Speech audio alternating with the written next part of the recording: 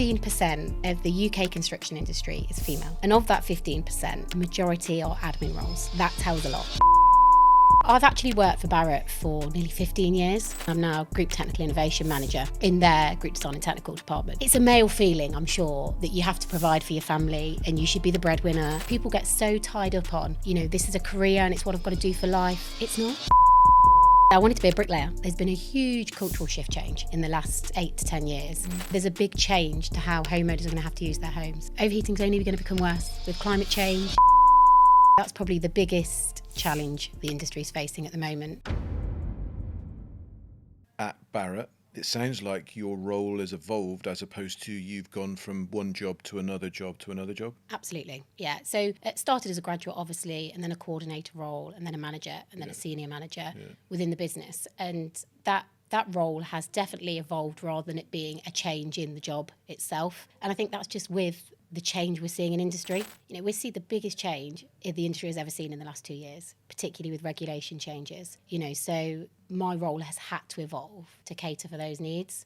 Have you orchestrated that change at all? When you first started at Barratt, so be honest here, because you're a very intelligent lady, did you orchestrate, I'm getting in here and I've seen an opportunity and what I'm going to do is pull these strings here because I know that can put me where I want and I can add value to the company as well because no one else has spotted this? Probably a bit of both.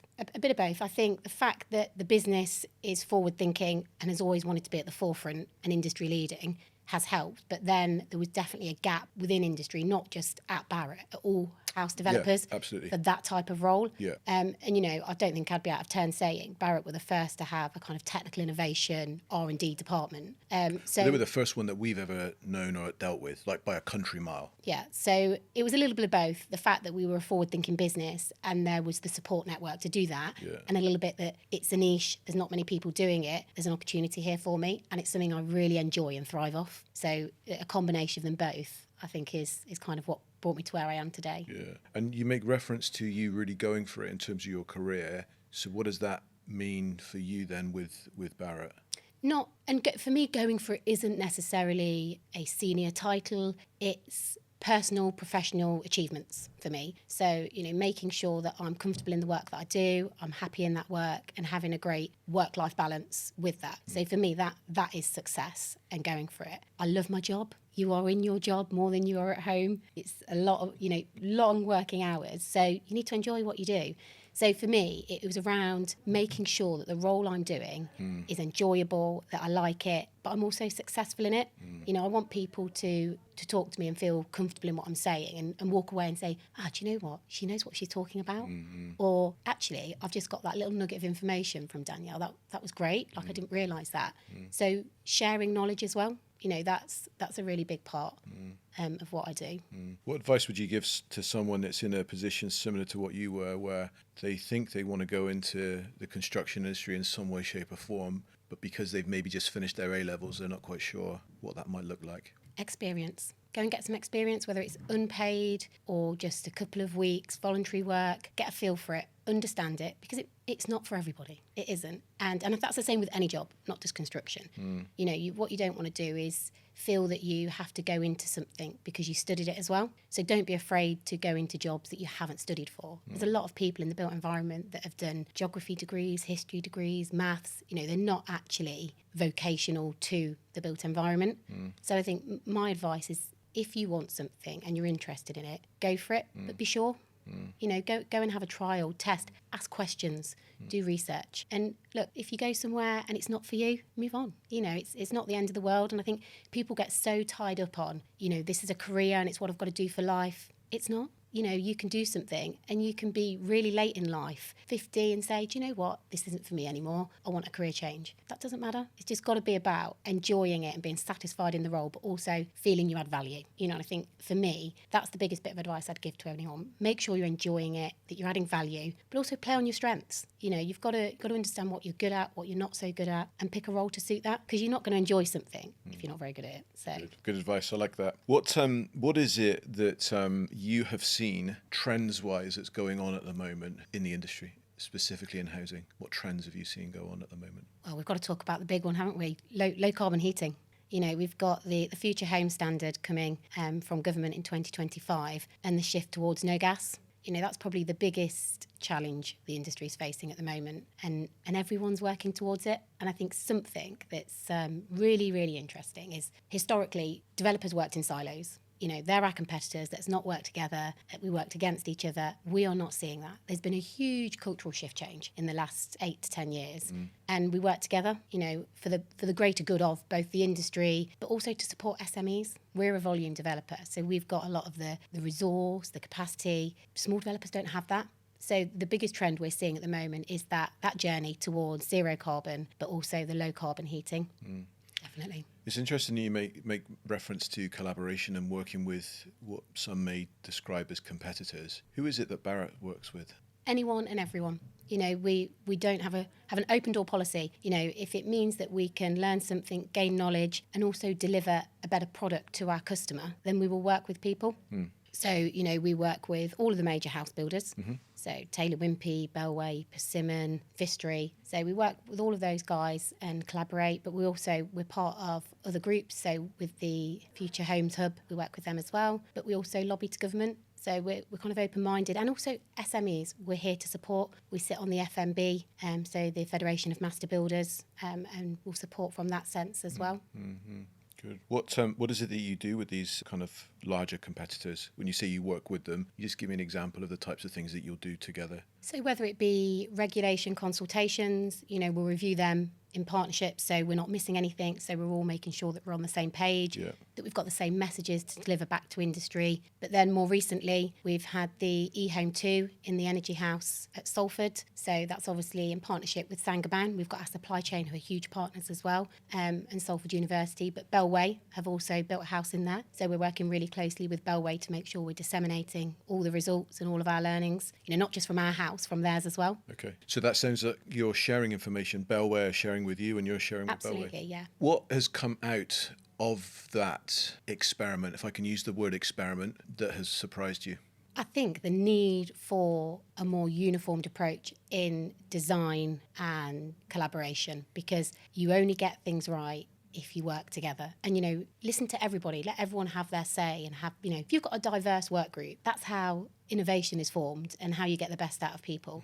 Because ultimately, when you work individually, or you do it as we know, so if we just say, well, we're doing it the Barratt way because that's what we know, we're never going to improve, we're never going to strive to that next level. Let's take on other people's views as well and collaborate together. I think that the biggest outcome of that has been the collaboration has helped, and making sure that we're designing right from the outset, so whatever we deliver at the end is good quality. What would you say at the moment is being overlooked, or maybe is kind of underestimated? I don't think it's being overlooked, but it's not yet pushed far enough up the agenda. It's consumer education. It's definitely there, it's on the radar, and people talk about it. So it's not that it's overlooked, it just probably isn't the priority or pushed far enough up. And that is a big one, because we can build the best quality homes, low carbon, energy efficient, and if customers do not know how to run those homes or use those homes, they're no longer efficient. And actually, there's a big change to how homeowners are going to have to use their homes.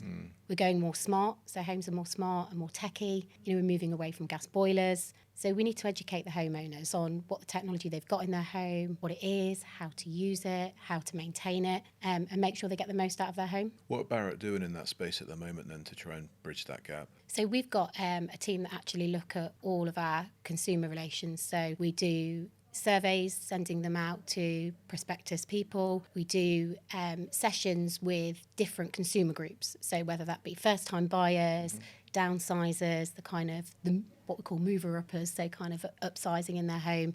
And we have different categories that we look at. So it could be, how do you feel about heat pumps in your home? Or how do you feel about modern methods of construction? Would you be comfortable with your home being built this way? And we have then consumer focus groups, and they then help us inform, actually, what is it the customer wants? Because ultimately, they're at the heart of everything we do. We have no business without our customers. So is that not backwards, though? You go into the customer and say, this is what you need, as opposed to going to them and asking them what they want. And so I'll give you an example, and it's probably a well-used one. Henry Ford didn't look for faster horses. He created the motor engine. and I know that you could probably say, oh, but it's polluting, blah, blah, blah.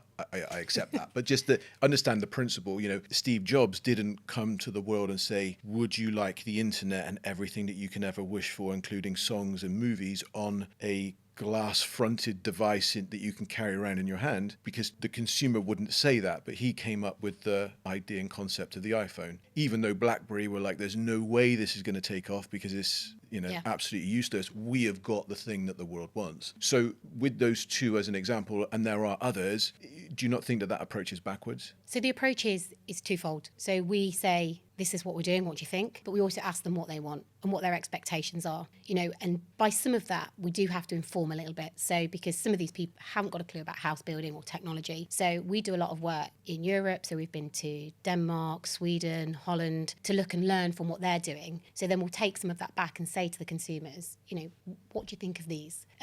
One we did many years ago, actually, and it still tickles me. I went to a focus group and I was sat behind a glass panel, so they couldn't see me, but we could see them. And it was about modern methods of construction and off-site. And we showed them some different methods of construction: timber frame, steel frame, off-site manufacture, full volumetric. And then we showed them some logos of brands: IKEA, Apple, Barratt, John Lewis, and other developers, and asked them who they would trust most building in each of those categories.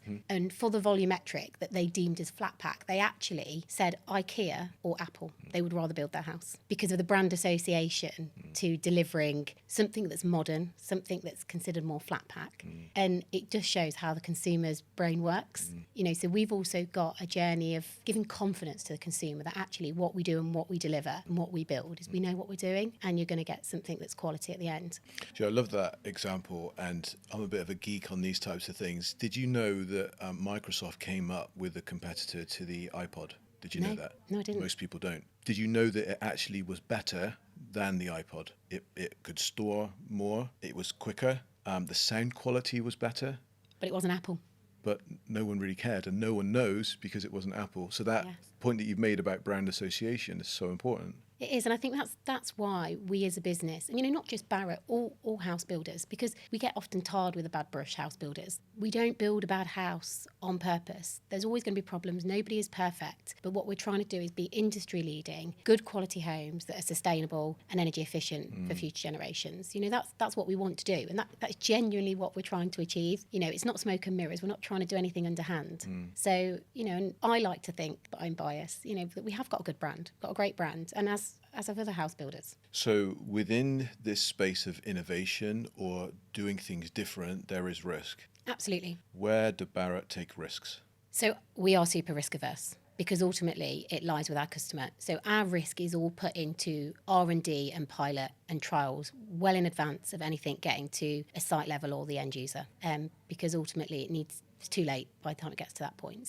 So our risk heavily goes into the R&D area. Although I work in innovation, I'm super risk averse. So, we question everything. Everything is questioned. Everything takes a long time. There's a lot of red tape to go through. We wouldn't just see a new product, review it and say, oh, great, let's go for it. There's a lot of work that goes into that. And that's not just in our team. That's cross-collaboration with different departments, right from land and planning, commercial, construction, procurement. We have a really strong, close connection with all of those departments when we're looking at introducing new products or systems or even processes. So, I'm not talking here about the risk to bring it to market that then potentially puts people's safety and health and all the rest of that into question. I'm talking more of risk of how and what is it that you do to make sure that you are consistently innovating and consistently moving forward? Or is the word innovation just a cover up for we're catching up with legislation? Oh, no, absolutely not. For us, innovation is about forward thinking, and that's part of my role. So we are always looking. I mentioned earlier, we go across to different countries. We've had people in our team go to Japan to look at how they build high rise. We've been over to America to look at their timber frame and how they can erect it and deconstruct it. So we're always looking for what could happen, what could come, what potentially is out there as well. So that's a part of the role. But then we've also got the part where we also need to just meet regulation. But, we're definitely always looking for how can we better what we currently do. You're involved heavily in the Zed House? Yes. You enjoy working on that? Yeah, great project.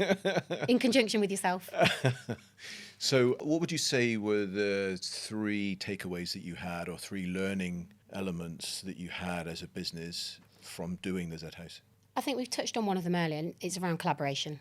Collaboration is key. We could not have done that project without our supply chain partners. It just wouldn't have been possible. How many did you have in that supply? How many was in that supply chain partner list? Over 60. 60. Okay, fine. Yeah, so we had lots of supply chain partners. So that's kind of one of the big takeaways. Second is around technologies themselves. Actually, they don't all work together. They don't all integrate with one another, and it's about finding a sweet spot. So you don't need to go all heavy on everything. Yeah. And that was never the intention anyway with the Zed House. We wanted to trial lots of different technologies and see how they work together and integrated. So can you give me an example of, when you say lots of technologies, for those that don't know, what technologies were in the Zed House and what were some of the struggles about trying to bring those together? So we had underfloor heating, we had air source heat pumps, we looked at different heat emitters as well. So we looked at skirting board that can heat the home. We had standard radiators. We had infrared panels. Now, you would never have all of those in conjunction with each other in a house, but we wanted to trial and test each of them independently to see actually how do they work, get consumer feedback. And we had some students living in there for a couple of weeks to give us feedback of some of those systems. We had PV on the roof, so photovoltaics to provide electricity. We had battery storage. But I think the other key thing that people miss here is it wasn't just about energy efficiency and zero carbon. That house, we also looked at embodied carbon. We looked at biodiversity net gain, so making sure that there was nature included in that, because we're building on large sites and taking away from that. So we need to make sure that we're putting that back in as well. So it was kind of a holistic project to look at the wider, what could we do? I kind of butted in on the second example, or the second lesson that you learned. Yeah. What was the third one? Third one, controls. Okay. Controls is a huge thing. We've talked about it earlier about a consumer being able to be educated and understanding how to use their home. If you have not got simple controls, there is no point.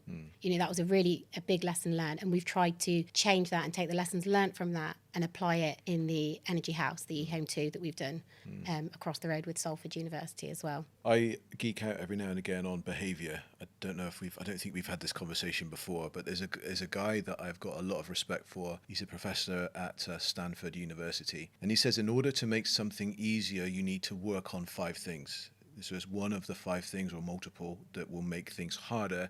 But to make it easier, you need to work on one of the 5. So time is one of them. The other one is money. The other one is physical energy. The other one's mental energy. And the last one is routine. So it's interesting that you mention about controls and how it becomes difficult, because it's probably mental energy and routine that probably affect how people use the building the most, or struggle with the new technology being introduced to what they're used to. Yeah, but it's simplicity.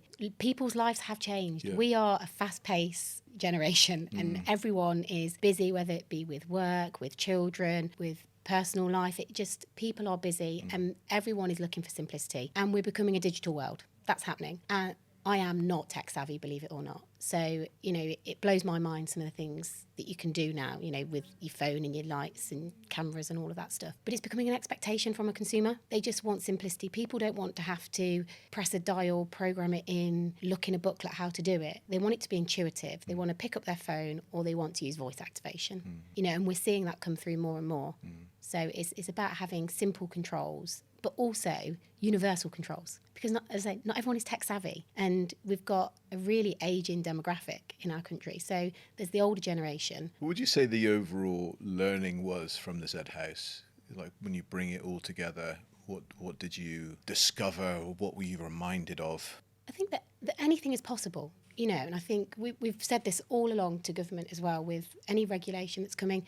Anything is possible, but it's about having the information up front, having a robust roadmap, having a delivery mechanism to make sure that we can get there and we can do it efficiently, but also that we can do things that are practical and in volume. And I think that's what the Zed House taught us, is what is practically possible for a volume house builder to do.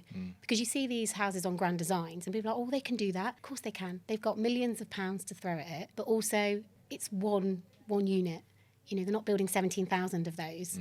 So I think that's the biggest lesson learned, is understanding what's deliverable, what we can do in volume and at scale, but also what's right for the customer. The government obviously recently are saying that they are going to ensure that I've forgotten their stat now, but they're going to ensure that all of these houses are going to be built within a very short space of time. We've got 300,000 homes they want to build a year, isn't it? That's the stat, is it? 300,000? 300,000, I think it was, yeah. In a year. So what's that? And as of 2025, low carbon. Yeah. So we've obviously got a shortage in skills to deliver some of those systems. Yes.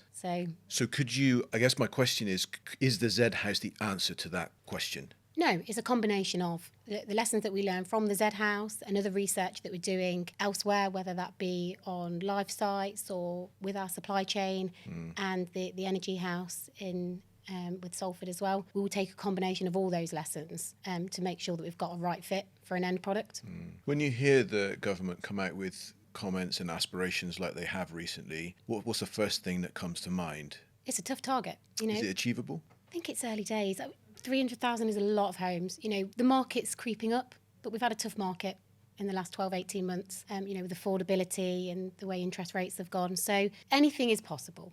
It really is, but we need to be realistic, and that is a tough target. So whether we'll meet that, I'm not convinced. Not quite sure. And then the other thing as well, and this probably is a bit of a tricky one for you to answer, but is it actually going to do anything for affordability, building that volume of homes? Does it really mean that the house prices are going to come down if there are more houses? I don't know, Darren. Genuinely, whether that will impact pricing or not, or whether it will just help the housing crisis in terms of houses available, I don't know. There's a long way to go in terms of lenders and valuations. As a business, we've got a team that look at that. They're looking at working with the mortgage lenders to understand, is there benefits in buying a new build home, and can they have, whether there's preferential rates, or is your affordability better because actually your bills are lower. So there's a lot of work going on around that. Let's talk about the social landlords and that rented space. I think Barratt's get involved in that as well, don't you? We do, but it's not our core business. So we do all the social and affordable, and we do land deals with those, but we are predominantly still private. Yeah, so how do you counter the argument that says that the net zero agenda is just a financial burden? We've got targets to meet. So, we are behind as a country on zero carbon and carbon emissions. So, of course, there is a financial implication, as there is to anything. And that's an ongoing joke we have in our business. I'm always the bearer of bad news, because the role that I do and complying with building regulations and future standards, I'm always delivering bad news to the business because it's going to cost money. But ultimately, I mentioned it earlier, we're on board with that and we acknowledge that, but it's understanding how we can do it in the best, most efficient way. So, it doesn't have to be that it's a complete cripples you by doing it. So, yeah, there is a burden, a financial burden, but that's always going to be the case, because anything that you increase or improve, and it stabilises over time, anything. If you look 10, 15 years ago, the price of PV, how expensive that was, and now it's become more standardised, the price has come down so much and is much more achievable for everyone, much more accessible, even for the general public to now have on their homes as well. So yes, there's a price associated to doing that, but over time and in volumes, and as things evolve and new technologies come on board, we hopefully that will all equalise out. And what do you think good ultimately looks like for the new build sector in the UK? Happy customers. It's got to be, as long as we've got an end user that is satisfied with the product that they're living in, and they've got an energy efficient home that's sustainable to live in, and building great communities as well. It's not just about the home itself, it's the whole sites that we build, and making sure that we've got great communities for people to live in. That's got to be the end goal, hasn't it? One of the prevailing themes that I discuss with females in the construction industry is it's very, very heavily male dominated, and that shows up in different ways for different people. How's that shown up for you, and where have you seen the advantage of it being a predominantly male dominated industry with you being a female? Navigating a male dominated industry as a female can seem daunting, not going to lie, and it comes with its challenges, but there is a shift, definitely, particularly over the last 5 or so years, whereby it's becoming much more diverse, and it's less of a contentious subject that there's women in construction. I think the stat is, and you might correct me or someone might, but I won't correct you because I don't know. But 15% of the UK construction industry is female, and of that 15%, majority are admin roles. That tells a lot. And actually, I've been super lucky, because I've come into this industry, I've not really suffered from any negativity of me being female. But I'm a certain character, and you do have to be strong-minded, and, you know, you do have to accept things, but have a voice, be heard, because actually, you know, everyone has something to offer and give. And that's not just in the construction industry. That's in other industries that are maybe female dominated, and males have an opportunity to give. But I think the thing that sticks out for me is I was probably 3 years into working in the industry, and we'd done a site visit, and I spent 25 minutes talking to this colleague, male colleague, about their role and what they do and the business and different bits and pieces. And at the end, he then said, "Oh, so which sales team do you work for?" I was like, "Oh, I don't. I work in technical, and this is my role." And he was like, sorry, I just assumed you work in sales." And I'm thinking, I actually stopped, and my brain ticked for a moment. I'm thinking, geez, was that just because I'm a girl? Did he think because I'm female? He'd made that assumption, hadn't even bothered to listen to the conversations we'd been having or engage in it, and had just made that assumption. It is tough, but we've all got something to offer, and as long as you believe in yourself, and as I said, be heard, prove people wrong. I'm a massive believer in that. Give me a challenge. If I can't do it, I will learn how to do it. I'll find how to do it. I'll know someone that will show me how to do it, and I'll prove people wrong. And I think that's the best bit of advice, because it's not for everyone. Don't get me wrong. It isn't for everyone. But I love the industry. I really thrive off the fast-paced industry it is. I actually get along with men probably better than women. So it works for me. You know, I've always had a lot of male friends growing up. So it's a great industry to be in, but you do just have to, you know, be mindful and think about putting yourself in a position whereby we're not different. So I don't go onto a site and think, well, I'm different, I'm female, they're not. That just doesn't cross my mind. It did early doors. I remember it's when I joined Barratt, actually. I'd been with the business about 6 months, and I went to a government meeting in London, and there was about 30 people around this round table. And I walked in, I grabbed myself a drink, I sat down, and I looked around the table. I thought, I'm the only girl. And for me, that was my first time, and probably only time ever. But then when I thought I'm the only girl, I thought, I'm the only girl. Like, oh, this is good, because actually I'm going to show everyone around here that I'm just as good as you are. I can do everything that you can do. And here I am representing. So it's interesting, isn't it? The fact that you're the only girl, it's the meaning that is attached to that you put on it, as opposed to the fact that you are actually only good. So it's not the fact that's the problem, it's the meaning that you put onto the fact. It is, yeah. And do you know what? That's changed, because I now sit around tables where we are very mixed. It's very diverse. So what meaning do you put on that then? Because initially you were saying that the meaning that you put on, I'm the only girl, which is in like, I'm going to show you watch. I'm going to stand out because I'm already standing out. So the fact that now there's more females around the table, what meaning do you attach to that? As an industry, we've demonstrated that it doesn't matter who you are, or where you come from. You can be successful in it. And actually, what a boring world would be if everyone was the same. You know, and great ideas and innovation comes from that whole diversity and people being different and open to talk. And so, you know, I now sit around tables and I still think the same I just now think there's more of us showing you. You know, there's more of us now showing, you know, we can do this and we're just as good. So, do you mentor very many people? I have, yeah. And as a business, we've also got a couple of programs that are kind of for women in construction.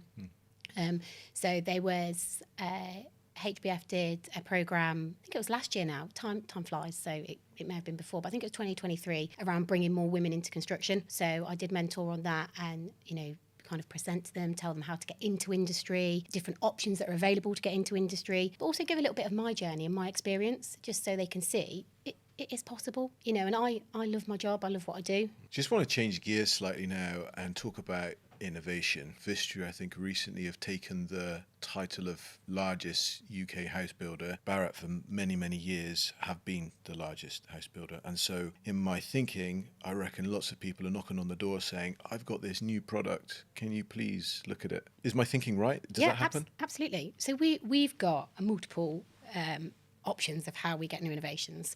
We actively go and seek them. So we will look what's on the market. We also challenge our existing supply chain. So we have what we call supplier sandpits. The terminology sandpit is quite funny, because apparently as kids, you know, you throw a load of kids into a sandpit at a park that don't know each other. Within 10 minutes, they're best friends. They know each other and they're sharing information. Interesting. Have you found that works with your children? So, no.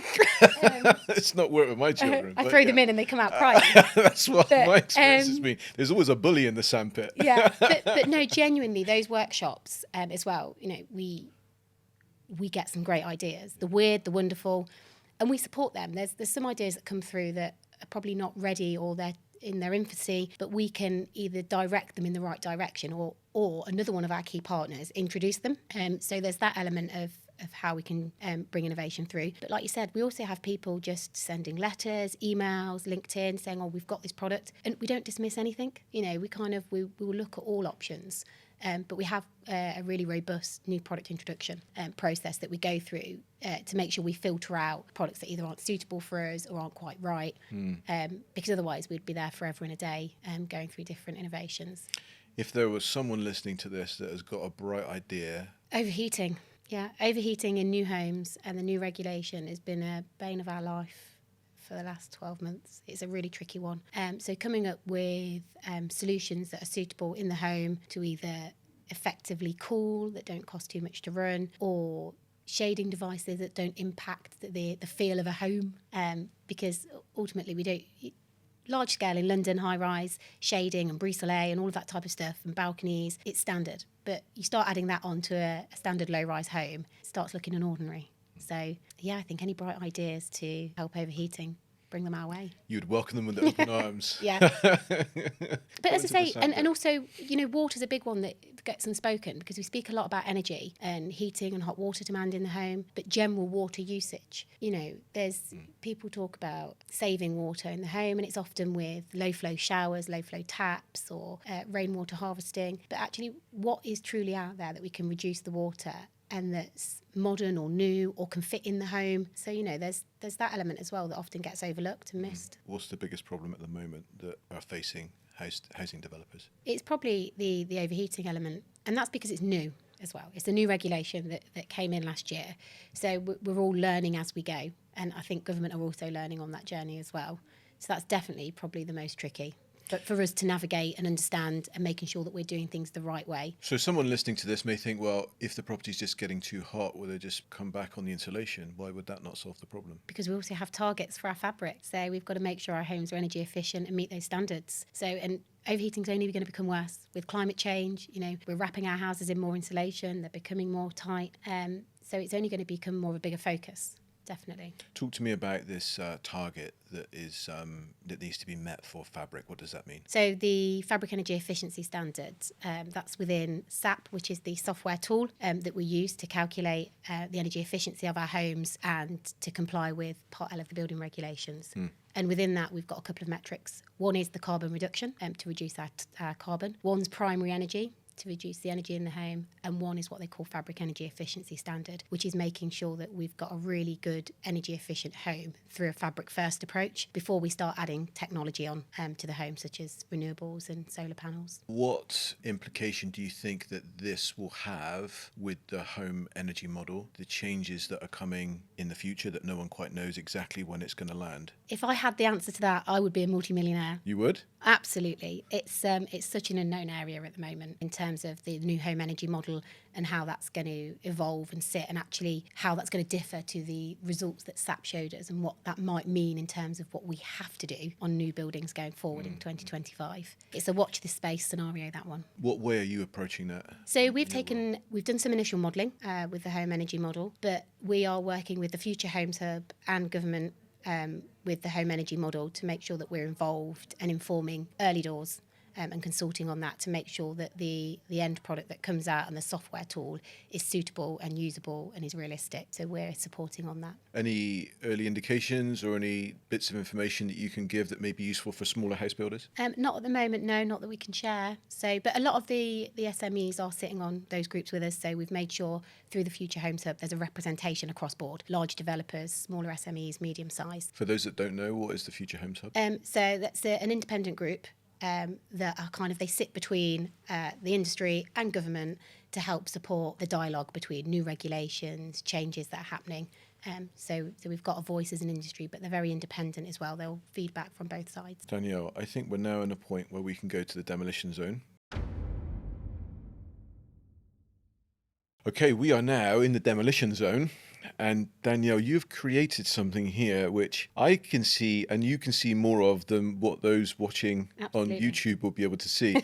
So I'll describe it as a tower that has got a half arch or an arch at the top of it. But it's just over probably about 1.5 feet high, I would say. That's because as far as my balancing skills could go, the height is related to.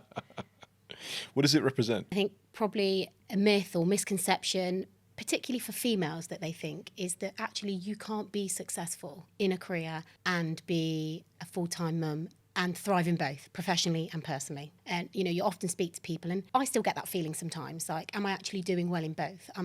Is one lapsing because the other one is doing well?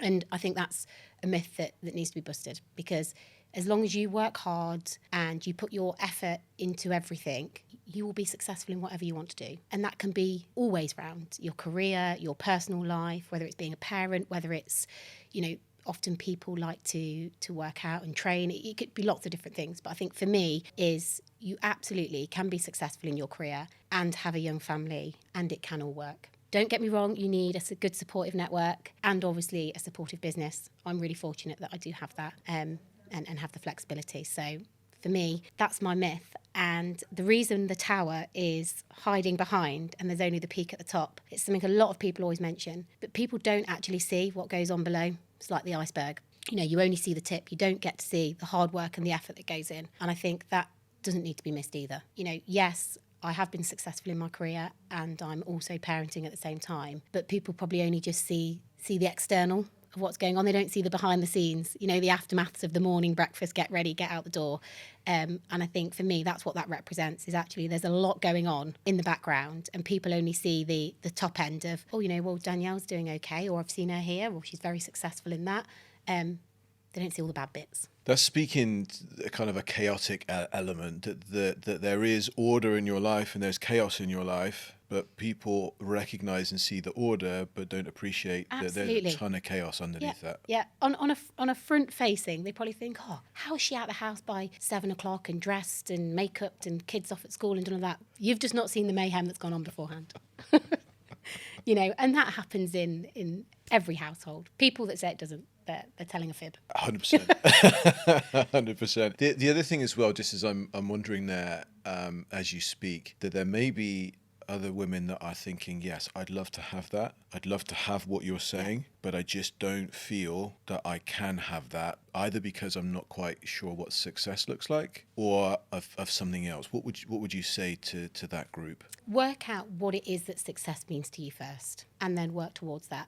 And that's the little wins. You know, success doesn't necessarily mean a really high-level job title and everything else. I mentioned earlier, mine is about being comfortable, being happy, enjoying my job, being present in both my personal and professional life. So to me, that is success. And that means I've been really successful in what I do. So find what it is that you deem success and work towards it. You know, go for it. There's always going to be that element of doubt. And I think that is just the way a female mind is made up. You know, with my first child, I was really worried because I was like, I'm pregnant, I've got to go on maternity leave.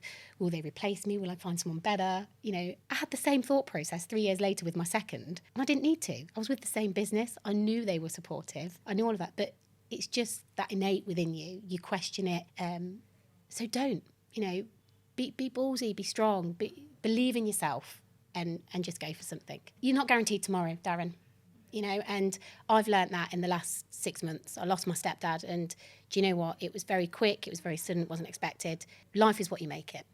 I'm trying really hard to take that view of don't be negative. Try and see the positive in things. Try and view them as actually what can I do to put a better spin on that? So you've got to be positive. I love that. It's the little wins, and they all mount up. And actually, when I look over my career, the things that I've done and achieved, both out of my comfort zone and doing things, you know, not in a million years would I have thought I would be sat speaking on a podcast or have the confidence to do it. Because as much as I like to talk and I'm outgoing and I am an extrovert, I don't like being in front of people. I don't like being paraded, or, you know, that's just kind of not me. So, you know, it's you grow and you learn and you take each day as it comes and you take the wins and go for it. Danielle, I think we can now destroy this myth. Oh, yes. Nice. With a kick of the right foot. The tower comes crumbling down. Great. Yeah, I think, so I've got 3 girls, and my oldest daughter, her favourite phrase is boss woman. And from what you've said, she'd definitely class you as a boss woman.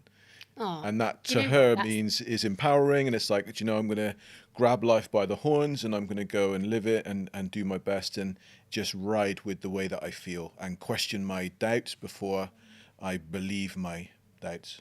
Yeah, and do you know what? If that's really nice to hear, Darren. You know, because for me, I always self-doubt. It's just a thing you do, and you kind of work back round. And actually, if my daughter can grow up and think, do you know what was it, boss woman? Boss woman, that's Yeah. what she If calls it. if my daughter grows up and says my mum's a boss woman, I'm a happy lady. Happy lady.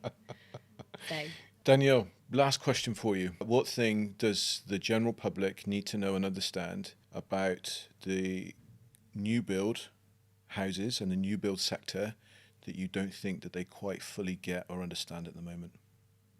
So someone outside of the industry, they've got no experience in construction, in innovation, in net zero, any of that stuff. But what do you think? that we are heavily regulated, and I think more often than not we will get asked questions, particularly with the introduction of air source heat pumps. Well, I don't want that on the outside of my house. Why are we doing it? Because we have to. You know, we don't have a choice. One that's come up recently is around energy usage in homes and additional showers and whether customers can have them. You know, customers don't understand that we are actually bound by a software tool that calculates things for us. So we have to comply with that. And the methods in which we get there are restricted. So definitely is understanding that we are a regulated industry, ultimately, which I think they often don't know. Danielle, it's been great having Thank you. you. Really enjoyed it. Thanks for coming. Hope I've not talked too much. Absolutely not. You talk just perfectly, and it's been great. It's been great having you here. Yeah, thank you so much.